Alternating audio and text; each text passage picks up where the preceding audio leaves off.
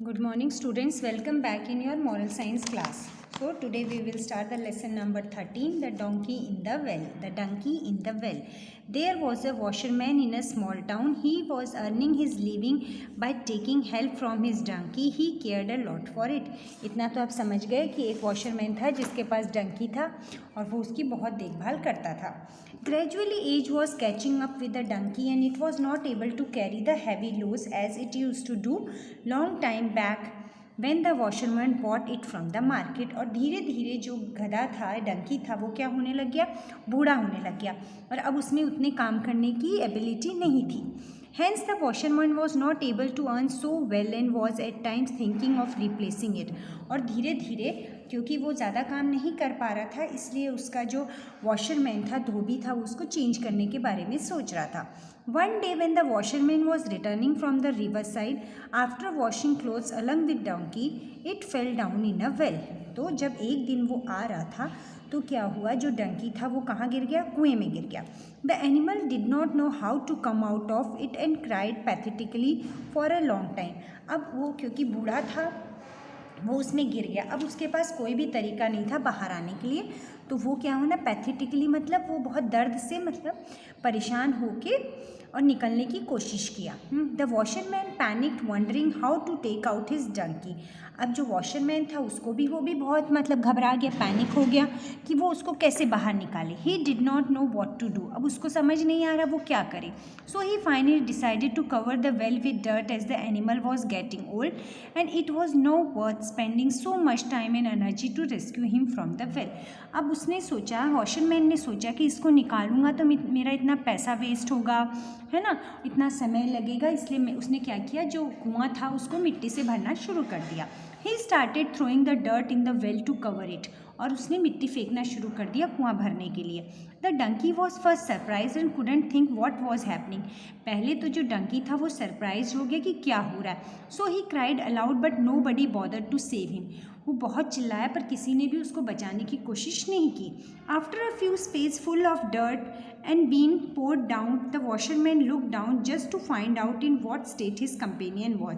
थोड़ी देर के बाद फ्यू स्पेस यानी जो वो फावड़ा था उससे वो मिट्टी डाल रहा था, फुल ऑफ डर्ट यानी भरे हुए से. उसने थोड़ी देर देखा कि उसका जो साथी है यानी उसका डंकी किस हालत में है. He was greatly astonish. What he saw was greatly astonishing. उसने जब देखा तो वो एकदम एस्टॉनिश हो गया, मतलब एकदम क्या बोलते हैं उसको, आश्चर्यचकित. The donkey was doing something amazing with every spade full of dirt that was thrown on it. और जो डंकी था वो कुछ अलग कर रहा था, जैसे जैसे वो एक एक उसके ऊपर स्पेड से मिट्टी डालते जा रहा था. He would shake his body to throw the dirt off and climb to step up on the heap of the dirt. तो आप लोग समझ पाए इसमें क्या कर रहा है.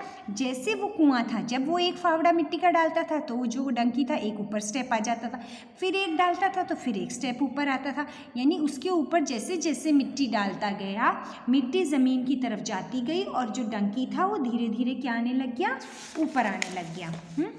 Thus in this way he made his way up by collection of each heap in the well and finally he was on the top of the dirt so it come out of the well.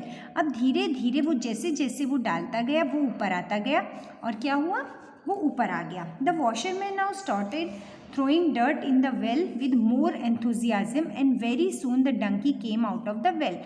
अब वो उसको बचाना तो नहीं चाह रहा था, लेकिन जब उसने ये देखा कि वो तो ऊपर आ रहा है तो उसने और एंथुजियाज्म यानी और जोश के साथ में मिट्टी फेंकना शुरू किया और धीरे धीरे उसका डंकी बाहर आ गया. How was the washerman earning his living.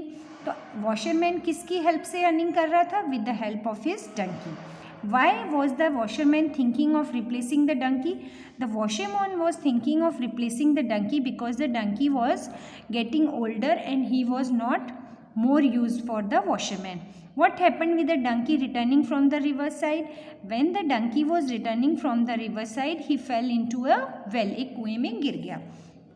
What did the washerman finally decided?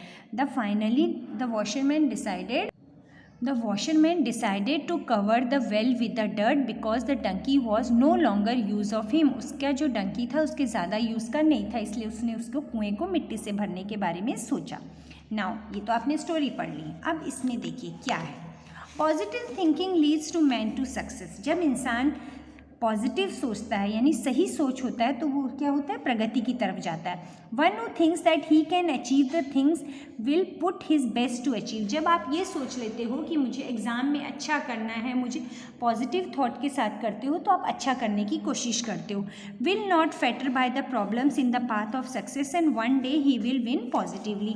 और जो आदमी पॉजिटिव थिंकिंग के साथ आगे बढ़ता है वो एक दिन क्या करता है, अपना लक्ष्य पा लेता है। Positive thinking, self confidence, determination, perseverance and hard work are the keys factor of success. तो सक्सेस के लिए आपको, सक्सेस पाने के लिए आपकी पॉजिटिव थिंकिंग होनी चाहिए, यानी कभी भी नेगेटिव नहीं सोचना कि मैं ये काम नहीं कर सकता। सेल्फ कॉन्फिडेंस, खुद पे भरोसा होना चाहिए। डिटर्मिनेशन यानी उसको कार्य को पूरा करने का डिटर्मिनेशन होना चाहिए कि मैं ये काम कर सकता हूँ, और आपकी मेहनत जो आपके लिए सक्सेस देती है। एवरी स्मॉल और बिग, इजी और complex problem has its solution.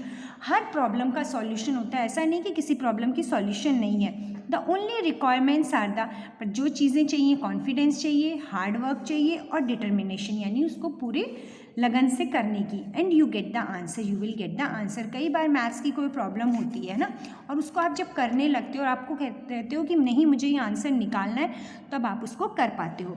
Where there is a will there is a way. आपने बहुत पहले सुना है कि जहाँ चाह वहाँ राह। अगर हम सोचेंगे हम ये काम कर सकते हैं तो कर सकते हैं। If you find any problem a typical one, don't lose heart, go ahead and devote your self fully, analyse each aspect and get the problem solve.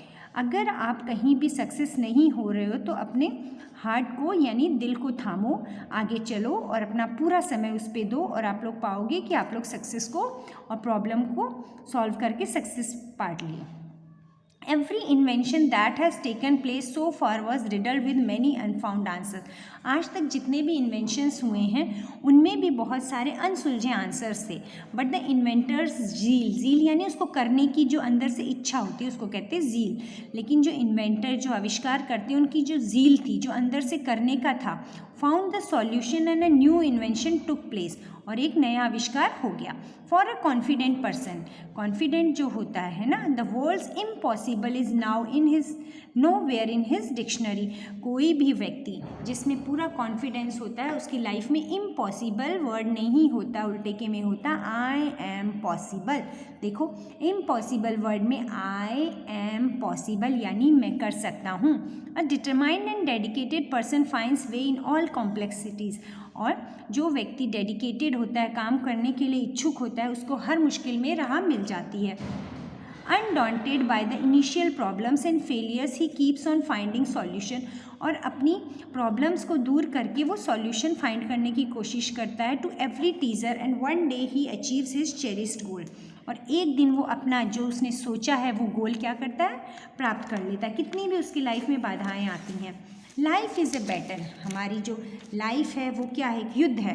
One has to fight it fearlessly, और हर इंसान को उसका क्या करना है, fight करना है। जैसे आपके एग्ज़ाम्स हो रहे हैं, अब आपको डर लग रहा है कि ऑनलाइन एग्ज़ाम होते तो हम घर में कर लेते, लेकिन अगर आप मेहनत करोगे तो आप उससे लड़ सकते हो। Fight with confidence, confidence, positive attitude, और make determined and centred efforts, और अपने सारे एफर्ट्स उसमें लगाइए, and lead to the surest path of success, और आपको सक्सेस जरूर मिलेगी। Fortune is said to favour the brave, किस्मत, कई लोग कहते हैं हमारी किस्मत में नहीं है, लेकिन fortune is said to favour the brave, लेकिन किस्मत भी उन्हीं का साथ देती है जो मेहनत करती है। God also help those who help themselves, भगवान भी उन्हीं की हेल्प करता है जो खुद की हेल्प करते हैं। अगर डंकी खुद की हेल्प नहीं करता तो शायद उसका जो वॉशरमैन था वो तो उसको नहीं निकालता।